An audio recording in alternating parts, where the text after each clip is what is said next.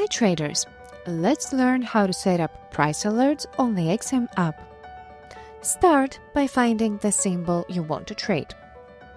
Then tap the bell icon to open Price Alert screen.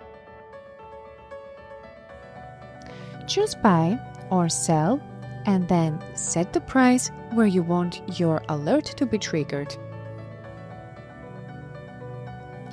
Then adjust the price and tap Set Price Alert. To view your alerts, head over to the Trades tab and then Price Alerts. There you will see all your active alerts. Need to make changes? Tap on any alert to edit or delete as needed.